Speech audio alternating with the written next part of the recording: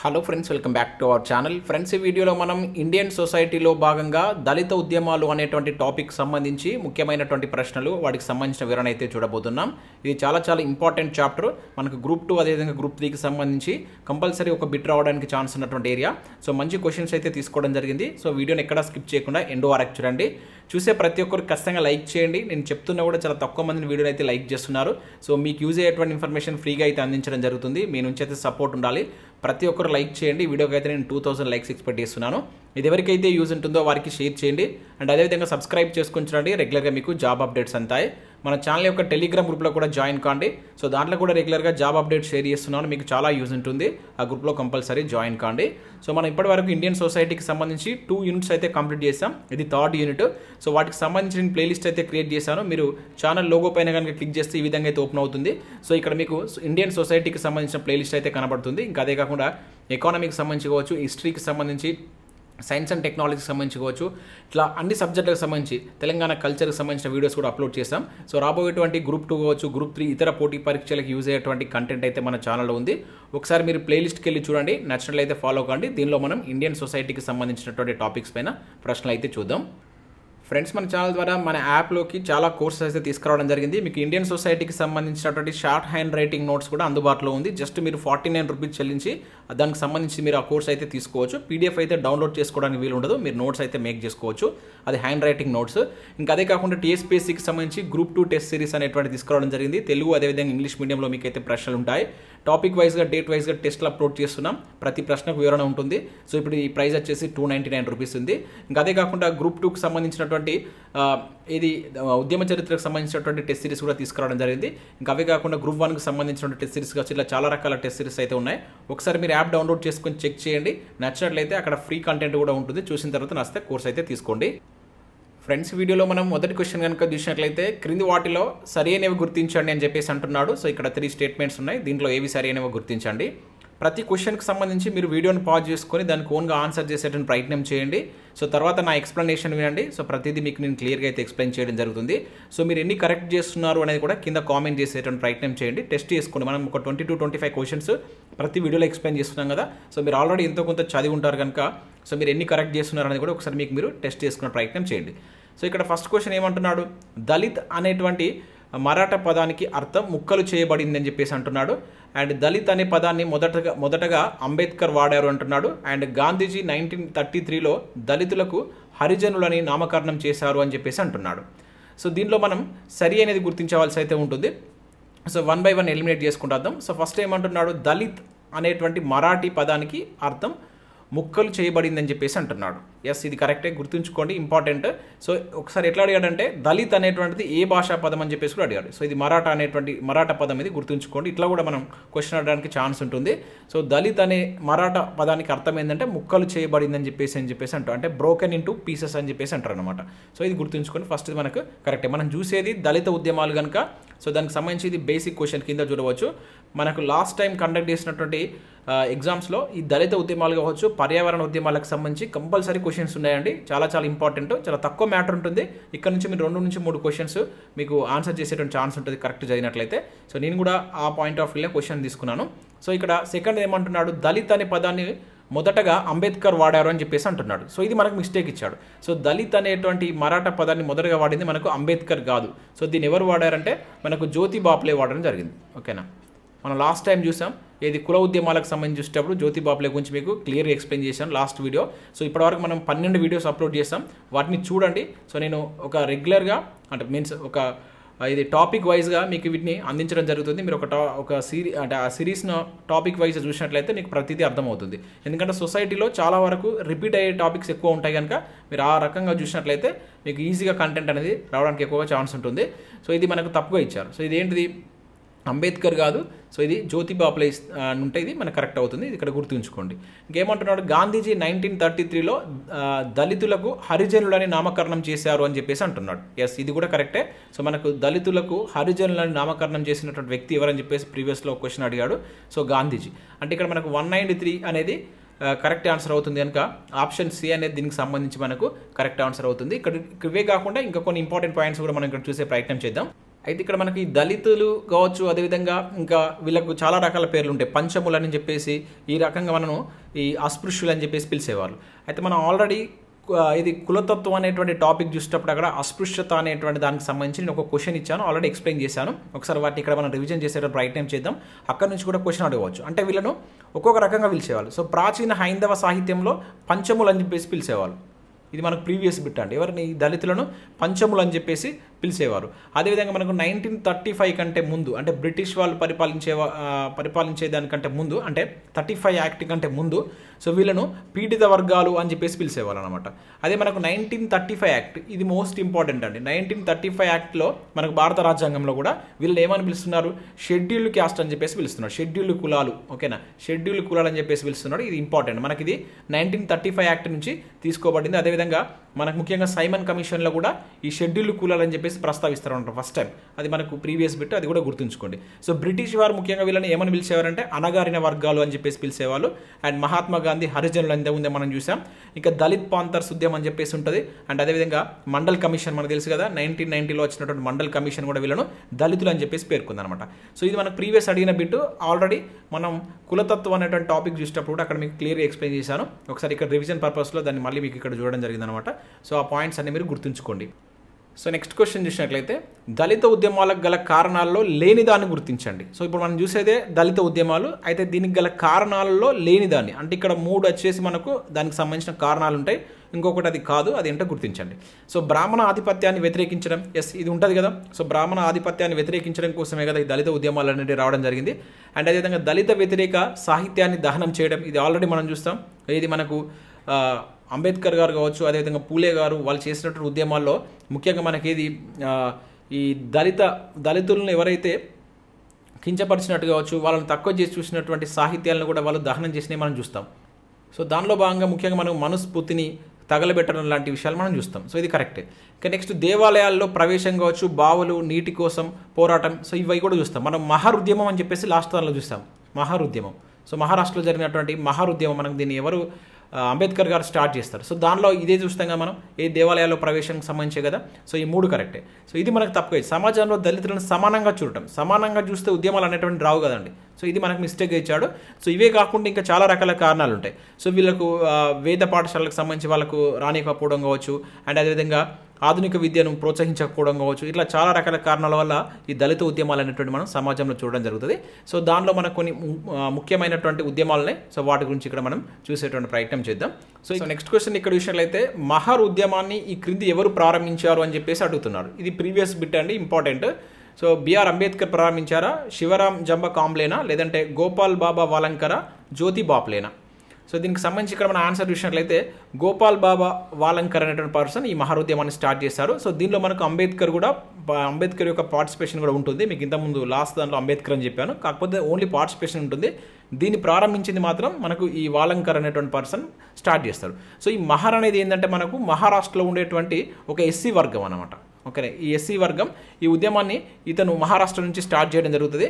ఇతను 1894లో, ఏ టైంలో అంటే 1894లో మనకు ఆ మహర్ అనేటువంటి ప్లేస్లో ఎవరైతే ఎంటరాని వారు అస్పృశ్యులు ఉంటారు కదా, సో వాళ్ళకు తాగునీటి కావచ్చు, ఆ బావులను వినియోగించుకోవడం కోసం, మరియు అదేవిధంగా అక్కడ ఉండేటువంటి దేవాలయాల యొక్క ప్రవేశానికి నిషేధానికి గురైనటువంటి వారి కోసం దానికి వ్యతిరేకంగా ఈ మహర్ ఉద్యమాన్ని స్టార్ట్ చేసినటువంటి వ్యక్తి ఎవరంటే సో ఈ గోపాల్ బాబా వాలంకర్ అనేటువంటి వ్యక్తి దీన్ని స్టార్ట్ చేయడం జరుగుతుంది. గుర్తుంచుకోండి, ఇంపార్టెంట్, ఇది ప్రీవియస్ బిట్ అండి. ఓకేనా.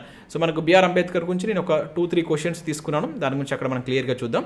ఇక్కడ నెక్స్ట్ ఇక్కడ విషయం అయితే శివరాం జంబ కాంబ్లే అనేటువంటి పర్సన్ కూడా ఇతను ముఖ్యంగా ఏంటంటే దళితుల్లో ఉన్నటువంటి మూఢాచారాలు ఉంటాయి కదా, సో ఆ మూఢాచారాలను అదేవిధంగా నెక్స్ట్ దేవదాసి విధానం కావచ్చు, పోతురాజు వ్యవస్థ లాంటి వాటిని రూపుమాపడం కోసం ఒక పత్రికను నడిపాడు. 1909 సంవత్సరంలో ఇతను సోవంశిమిత్ర అనేటువంటి ఒక పత్రికను స్టార్ట్ చేశాడు. ఇది ఇంపార్టెంట్, గుర్తుంచుకోండి. సో దాని ద్వారా ఏంటంటే ముఖ్యంగా అక్కడ ఒక అప్రెస్డ్ ఇండియా అసోసియేషన్ అనే ఒక సంస్థను ప్రారంభించి దళితుల్లో ఉన్నటువంటి మూఢాచారాలను తొలగించడం కోసం ఉద్యమించినటువంటి వ్యక్తి ఇతను. ఓకేనా. ఈ కాంబ్లే అనేటువంటి పర్సన్. బిఆర్ అంబేద్కర్ సంబంధించి మనం క్వశ్చన్స్ తీసుకున్నాం. జ్యోతి బాపులే గురించి నేను ప్రీవియస్ వీడియోలో మీకు చెప్పాను. సో వీళ్ళంతా ఇంపార్టెంట్ పర్సన్స్ అండి. ఎట్లయినా మనకు క్వశ్చన్ అడగవచ్చు. ఒక క్వశ్చన్ వచ్చినప్పుడు దానికి సంబంధించిన ఆప్షన్స్ కూడా మనం ప్రతి ఆప్షన్ తెలుసుకున్నట్లయితే మనకు కొంచెం ఎక్కువ మ్యాటర్ను గ్యాదర్ చేసుకునేటువంటి ఛాన్స్ అయితే ఉంటుంది. సో నెక్స్ట్ క్వశ్చన్ ఇక్కడ చూసినట్లయితే డాక్టర్ బిఆర్ అంబేద్కర్కు సంబంధించి క్రింది వాటిలో సరి అయినవి గుర్తించండి. సో ఈ చాప్టర్లో మనకు క్వశ్చన్ అడగడానికి ఎక్కువగా ఛాన్స్ ఉన్నటువంటి ఏరియా అంబేద్కర్కి సంబంధించినటువంటి హిస్టరీ కావచ్చు, అతని యొక్క బుక్స్ కావచ్చు, అతను చేసినటువంటి ముఖ్య సంఘటనలు వాటిపైనే క్వశ్చన్ అడగవచ్చు. నేను ఒక 3 to 4 క్వశ్చన్స్ అంబేద్కర్ పైన తీసుకున్నాను. సో మ్యాక్సిమం బిట్ రావడానికి ఎక్కువగా ఛాన్స్ ఉన్న ఏరియా అన్నమాట. చూద్దాం వాటికి సంబంధించి క్వశ్చన్స్ ఇవి. సో ఇక్కడ మహర్ కులంలో మొదటి గ్రాడ్యుయేట్ ఇతను అని చెప్పేసి అంటున్నాడు. ఎస్, మహర్ కులంలో ఫస్ట్ గ్రాడ్యుయేట్ అని చెప్పేసి ఇతన్ని చెప్పడం జరుగుతుంది. సో ఇతను 1891లో మధ్యప్రదేశ్లో ఉన్నటువంటి ఇండోర్ దగ్గర గల ఈ మహువాలో జన్మించడం జరిగింది. ఓకేనా, ఇండోర్ దగ్గర ఉన్నటువంటి మహువాలో జన్మించారు. సో ఇతన్ని ఏమని పిలుస్తారు? ఆధునిక మనువు, అదేవిధంగా రాజ్యాంగ పితామహుడు అనేటువంటి పేరుతోటి ఇతనికి బిరుదులు అయితే ఉన్నాయి. ఇవి మనకు ప్రీవియస్లో అడగడం జరిగింది.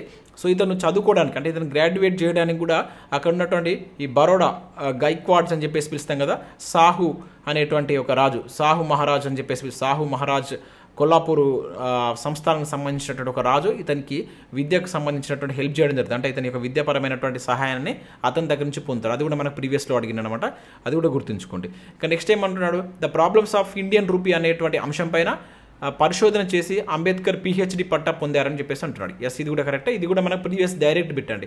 ఓకేనా, the problems of Indian rupee అనేటువంటి దానిపైన సో ఇతను పిహెచ్డి చేసి ఆ పిహెచ్డి పట్టాను పొందడం జరిగింది. సో ఇక్కడ ఇచ్చినటువంటి 3 కరెక్టే కనుక ఆప్షన్ ఏ అనేది దీనికి సంబంధించి మనకు కరెక్ట్ ఆన్సర్ అవుతుంది.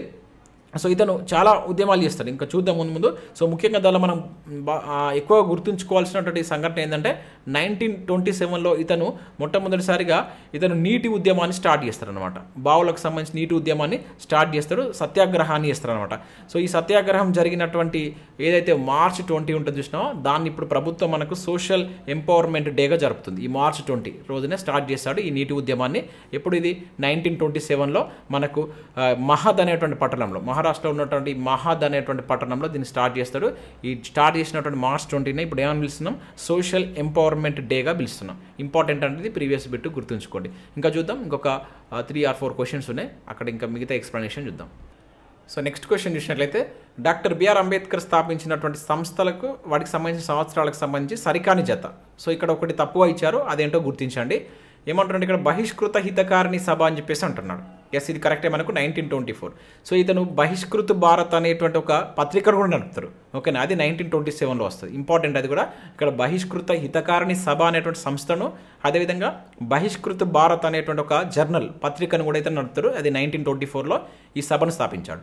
ఇక ఆల్ ఇండియా ఎస్సీ ఫెడరేషన్, ఇది మోస్ట్ ఇంపార్టెంట్ అండి, ప్రీవియస్లో బిట్ అడిగిండు. ఆల్ ఇండియా ఎస్సీ ఫెడరేషన్ అనేటువంటి సంస్థను కూడా 1942లో స్టార్ట్ చేయడం జరుగుతుంది. ఇక నెక్స్ట్ ఏమంటున్నాడు? సమతా సంఘ్ అంటున్నాడు. సో ఇది మిస్టేక్ ఇచ్చాడు. సమతా సంఘ్ అనేటువంటి సంస్థను ఇతను 1927లో స్టార్ట్ చేస్తాడు, ఇది గుర్తుంచుకోండి.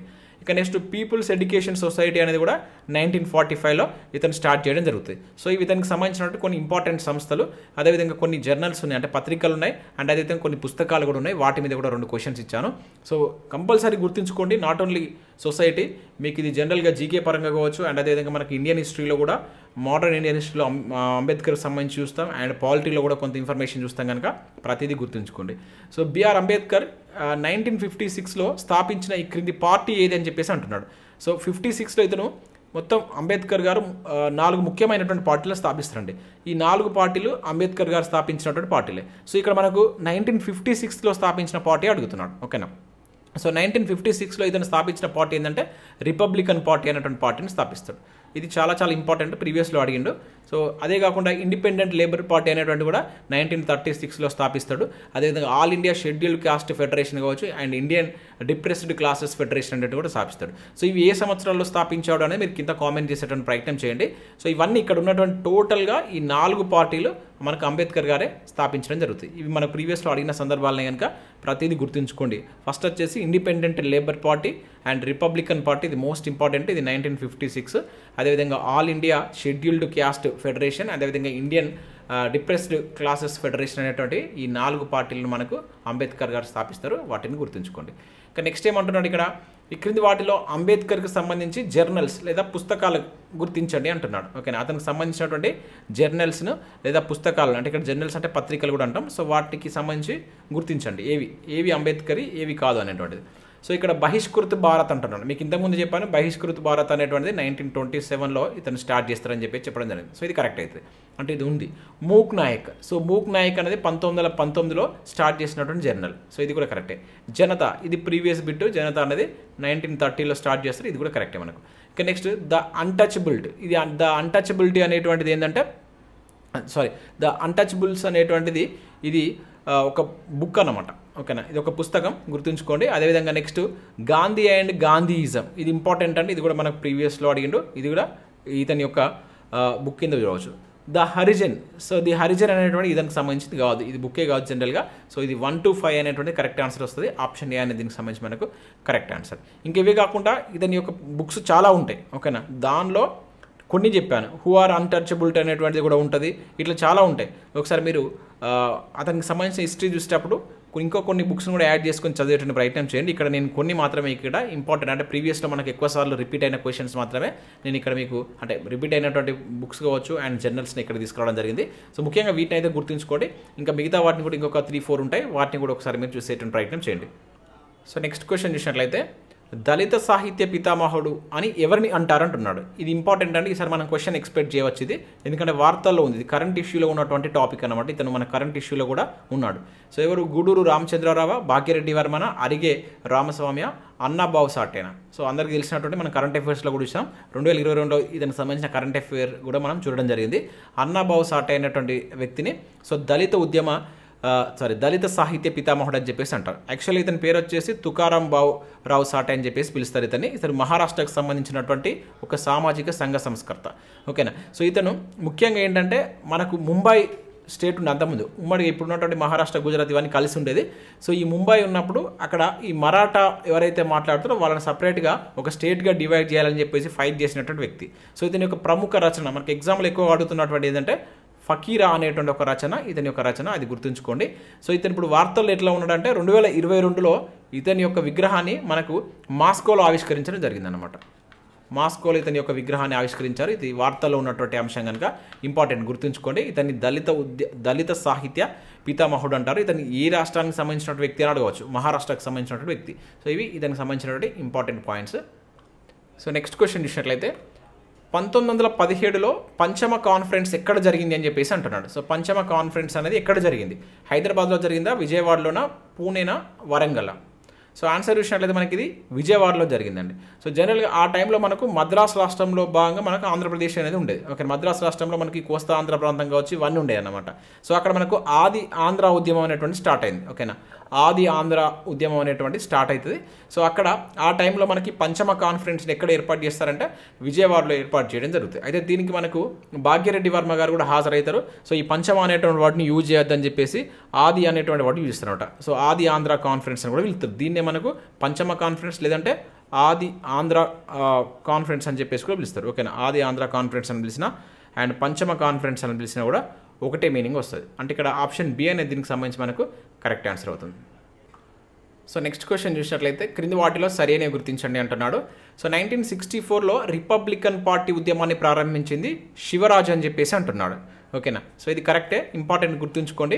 అయితే యాక్చువల్గా ఇది అంతకుముందు మనకి ఎట్లా ఉంటుందంటే 1957లో ఇది ఒక పార్టీగా ఉంటుంది అనమాట. షెడ్యూల్డ్ కులాల ఫెడరేషన్ అనేటువంటి ఒక పార్టీ ఉంది కదా, ఆ పార్టీని రిపబ్లిక్ పార్టీ ఆఫ్ ఇండియాగా మారుస్తారు. ఓకేనా, రిపబ్లిక్ పార్టీ ఆఫ్ ఇండియాగా మార్చడం జరుగుతుంది. సో తర్వాత ఇది మనకు 1964కి వచ్చే వరకు దీనికి సంబంధించి ఒక ఉద్యమాన్ని చేపట్టినటువంటి వ్యక్తి ఎవరంటే శివరాజ్. సో ఇక్కడ సెకండ్ చూసినట్లయితే ఉద్యమం ఎందుకు వచ్చింది? షెడ్యూల్డ్ కులాలు, తెగలు, వెనుకబడిన తరగతుల వారిని సమీకరించడం, అంటే వాళ్ళందరినీ సమీకరించి వాళ్ళకి సంబంధించినటువంటి వాటిని వాళ్ళు సాధించుకోవడం కోసం దీన్ని వాళ్ళు స్టార్ట్ చేయడం జరుగుతుంది. ముఖ్యంగా ఎస్సీ ఎస్టీలకు రిజర్వేషన్లు అమలు చేయాలని చెప్పేసి వీళ్ళు 1970లో డిమాండ్ కూడా చేస్తారనమాట.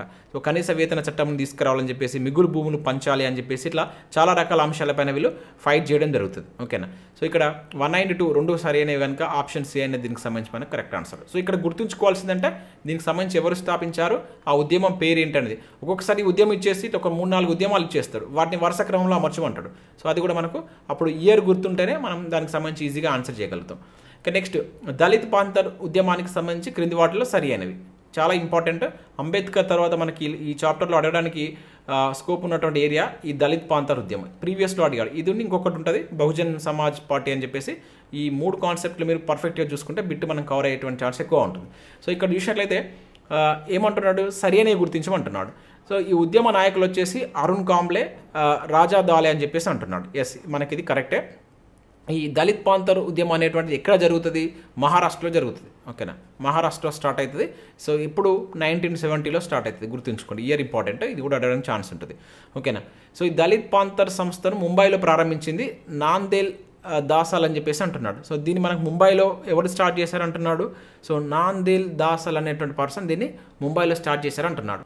సో ఇది కూడా కరెక్టే. మనకు 70లో స్టార్ట్ అయిన తర్వాత 72లో దీనికి సంబంధించిన సంస్థను స్టార్ట్ చేస్తారు అనమాట. ఈ నాందేల్ దాసర్ అనేటువంటి వ్యక్తి, ఇతనితో పాటు జేవి పవార్ అనేటువంటి వ్యక్తి కూడా, వీళ్ళు ముఖ్యంగా మహారాష్ట్ర ప్రాంతంలో దళిత యువత యొక్క మిలిటెంట్ సంస్థగా వీళ్ళు దీన్ని ప్రారంభిస్తారు అనమాట స్టార్టింగ్లో. సో ఇది దీనికి సంబంధించి ఇక్కడ మీరు గుర్తుంచుకోవాల్సింది. ఈ ఉద్యమానికి ప్రేరణ వచ్చేసి రిపబ్లిక్ పార్టీ ఉద్యమం అని చెప్పేసి అంటున్నాడు. సో దీనికి ప్రేరణ ఇచ్చినటువంటిది ఏంటంటే, సో మనకు రిపబ్లిక్ పార్టీ ఉద్యమం అని చెప్పేసి అంటున్నాడు. ఇది మనకు మిస్టేక్ ఇచ్చారు. సో దీనికి ప్రేరణ ఇచ్చింది మనకు ఈ రిపబ్లిక్ పార్టీ అనే ఉద్యమం కాదు. సో ఇటువంటి ఉద్యమం మనకి ఎక్కడ జరుగుతుంది అంటే అమెరికాలో జరుగుతుంది.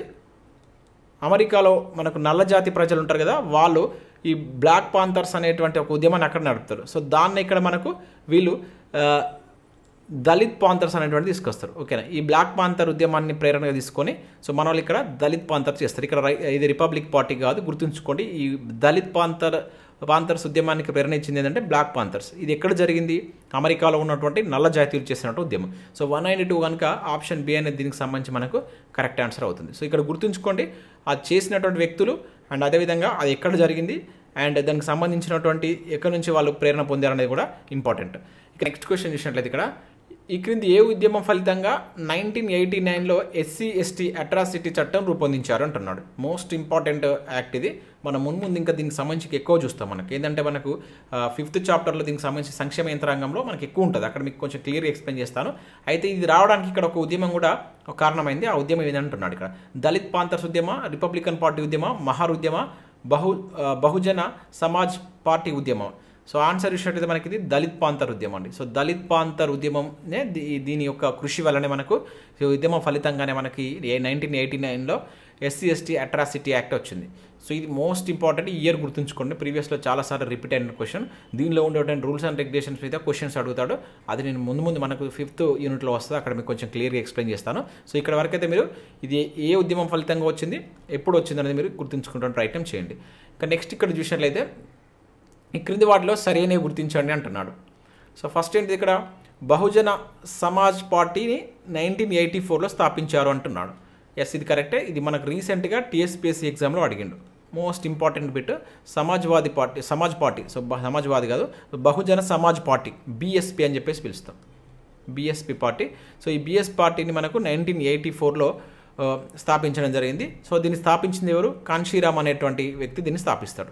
సో ఈ స్థాపకుడు ఇంపార్టెంట్, ఇది చాలా ఇంపార్టెంట్. ఇది ఇయర్ అనేటువంటిది ఎప్పుడు స్థాపించారు అనేది కూడా ఇంపార్టెంట్. ఓకేనా, ఈ బహుజన్ అనేటువంటి పదాన్ని మొదటగా వాడినటువంటి వ్యక్తి ఎవరని చెప్పేసి కూడా మనకు ప్రీవియస్లో బిట్ అడిగిండు. సో ఇది గౌతమ బుద్ధుడు వాడతాడు. ఓకేనా, గౌతమ బుద్ధుడు వాడతాడు. సో ఫస్ట్ టైం ఈ బహుజన్ అనేటువంటి పదాన్ని వాడినటువంటి వ్యక్తి మనకు గౌతమ బుద్ధుడు అని చెప్పేసి పిలుస్తారు. ఓకేనా, అయితే దీన్ని ఎక్కడి నుంచి స్థాపించారు మరి కాన్షీరామ్ అనేటువంటి వ్యక్తి అంటే యూపీ నుంచి స్టార్ట్ చేస్తారు. ఓకేనా, ఉత్తరప్రదేశ్ నుంచి మనకు ఈ బహుజన్ సమాజ్ పార్టీని స్టార్ట్ చేయడం జరుగుతుంది. సో ఇతన్నే నాయక్ సాహెబ్ అని కూడా పిలుస్తారు. కాన్షీరామ్ను బహుజన నాయక్ సాహెబ్ అనేటువంటి ఒక పేరు కూడా ఇతనికి ఉంటుంది. సో దీని యొక్క చిహ్నం ఏంటంటే ఏనుగు. ఓకేనా, ఏనుగు అనేటువంటి దీని యొక్క చిహ్నం ఇంపార్టెంట్. BSP మనకు తెలిసినటువంటిదే. సో ప్రజెంట్ దీనికి సంబంధించి ఎవరు అధ్యక్షుడిగా కొనసాగుతున్నారని మీరు కింద కామెంట్ చేయండి.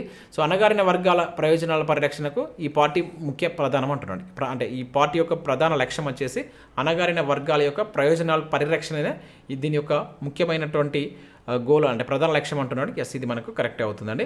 సో ఇక్కడ ఇచ్చినటువంటి 3 కరెక్టే కనుక ఆప్షన్ ఏ అనేది దీనికి సంబంధించి మనకు కరెక్ట్ ఆన్సర్. ఇంపార్టెంట్ అనేది కంపల్సరీ ఈ ఇన్ఫర్మేషన్ అయితే గుర్తుంచుకోండి, మనకి బిట్ రావడానికి ఎక్కువగా ఛాన్స్ ఉంటుంది. సో నెక్స్ట్ ఇక్కడ 14th క్వశ్చన్ కనుక చూసినట్లయితే క్రింది వాటిలో సరికాని జత అంటున్నాడు. సో దీనిలో కూడా మనకు మిస్టేక్ ఉంది, అదేంటో గుర్తించండి. ఇక్కడ మనకి ఏంటంటే వీళ్ళంతా దళిత ఉద్యమాలు కావచ్చు, దళితుల కోసం పోరాడినటువంటి వ్యక్తులు, వాళ్ళకి సంబంధించినటువంటి కొంత ఇన్ఫర్మేషన్ ఇక్కడ ఇవ్వడం జరిగింది.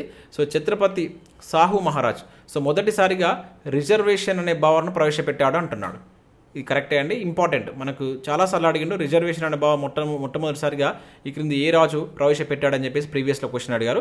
సో ఇతను కొల్లాపూర్కు సంబంధించినటువంటి రాజు. సో భారతదేశంలో మొదటిసారిగా రిజర్వేషన్ అనే భావనను ప్రవేశపెట్టినటువంటి తొలి వ్యక్తి కింద చెప్తారు. ఇంతకుముందే మనం చూసాం బిఆర్ అంబేద్కర్కి సంబంధించి కూడా అతని యొక్క విద్యకు సంబంధించి కూడా హెల్ప్ చేసినటువంటి పర్సన్. ఇంకా నెక్స్ట్ అయ్యంకాళి. సో ఇతనికి మహాత్మా అనేటువంటి బిరుదు కూడా ఉంది. సో ఇతనితో పాటు ఇంకా కొంతమంది కూడా మనకు జాతీయోద్యమ నాయకులకు కూడా ఈ మహాత్మా అనేటువంటి బిరుదు ఉంది. అది ఎవరికి ఉందని మీరు కింద కామెంట్ చేసేటువంటి ప్రయత్నం చేయండి. సో ఇతన్ని కేరళకు సంబంధించిన వ్యక్తి. ఇంకా నెక్స్ట్ మహర్షి విఠల్ రామ్జీ అంటున్నాడు, పూణేలో అస్పృశ్యుల కోసం రాత్రి పాఠశాల నడిపారు. ఎస్, ఇది కూడా కరెక్టే. 1905లో ఇతను స్కూల్స్ను స్టార్ట్ చేస్తారు. 1906లో ఇతను ఈ డిప్రెస్డ్ క్లాసెస్ మిషన్ అనేటువంటి సంస్థను కూడా స్టార్ట్ చేస్తారు. సో ఇక్కడ ఈ 3 కరెక్ట్. ఇక్కడ ఇది మనకు మిస్టేక్ ఇచ్చారు. స్వామి దయానంద సరస్వతి ద్రావిడ అనే పదాన్ని ప్రతిపాదించారు అంటున్నాడు. సో కాదు.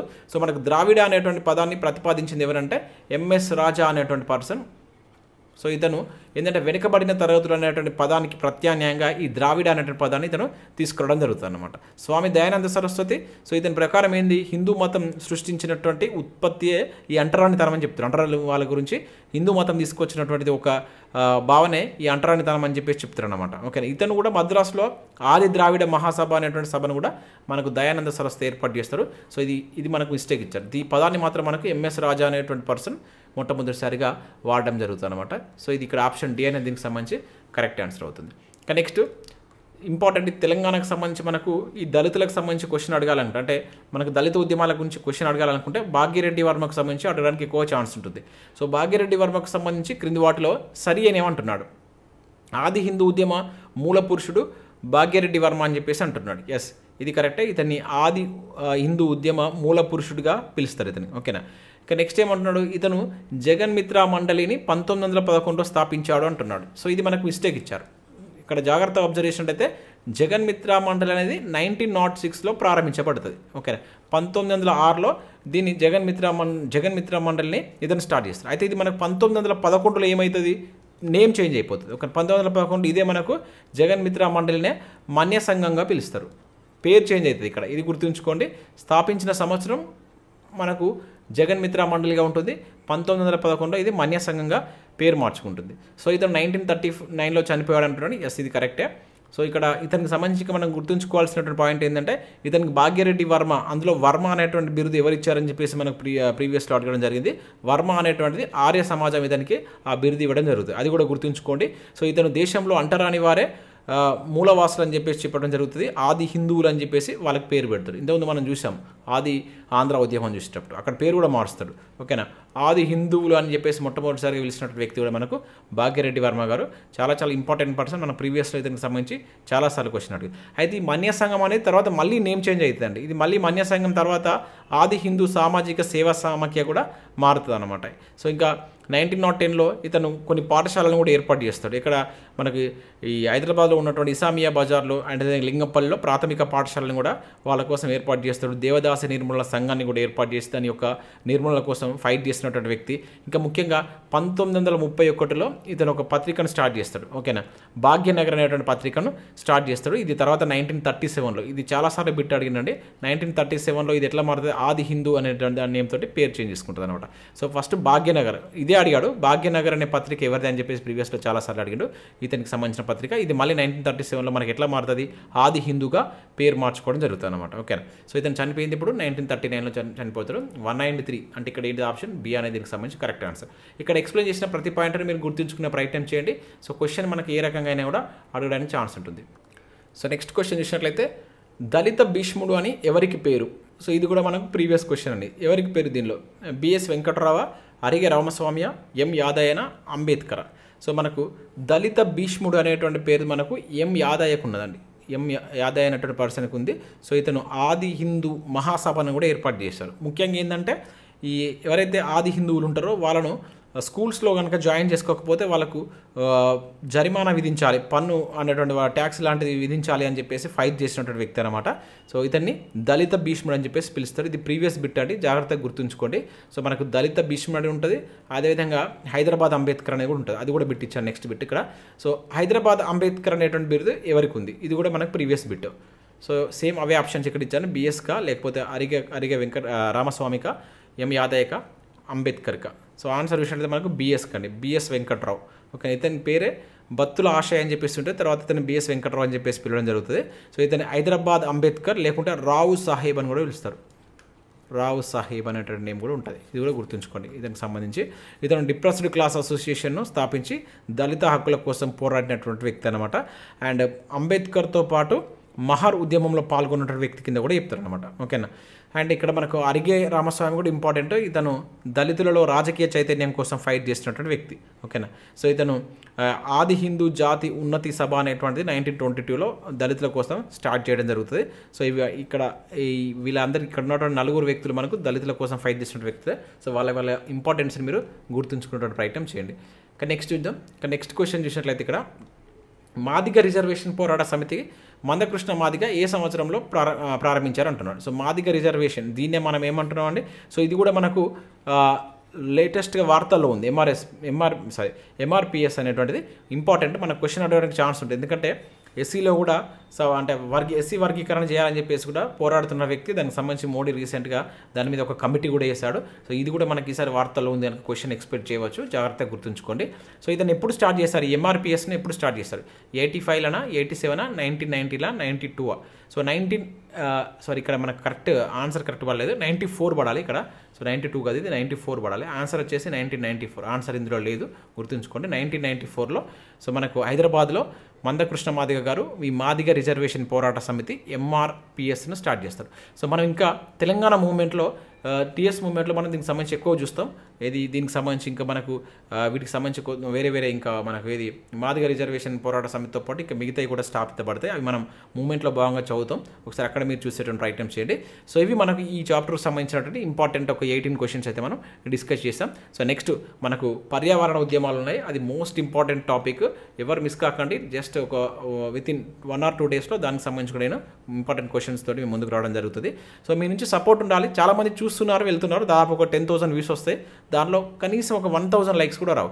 సో చూసిన వాళ్ళు కంపల్సరీ లైక్ చేసే ప్రయత్నం చేయండి. మీరు లైక్ చేయడం వల్ల నాకు చాలా ఇంట్రెస్టింగ్గా ఉంటుంది, చేయాలనేటువంటి ఒక ఇంట్రెస్ట్ ఉంటుంది. ఇంకెక్కువ వీడియోస్ కూడా మేము ముందుకు తీసుకొస్తాను కనుక కంపల్సరీ వీడియోని లైక్ చేసి మీ మిత్రులకు షేర్ చేయండి. మన యాప్ను డౌన్లోడ్ చేసుకోండి. చాలా తక్కువ ప్రైస్లోనే మనం చాలా కోర్సెస్ అయితే అందిస్తున్నాం. మీకు ఈ సొసైటీకి సంబంధించిన షార్ట్ హ్యాండ్ రైటింగ్ నోట్స్ కూడా అయితే అందుబాటులో ఉంది. జస్ట్ 50 రూపీస్కి మీరు డౌన్లోడ్ చేసుకోవచ్చు. అండ్ గ్రూప్ 2కి సంబంధించిన ఫుల్ టెస్ట్ సిరీస్ కావచ్చు, అండ్ గ్రూప్ 1కి సంబంధించిన టెస్ట్ సిరీస్ కూడా మన యాప్లో అయితే ఉంది. ఒకసారి మీరు డౌన్లోడ్ చేసుకొని చెక్ చేయండి.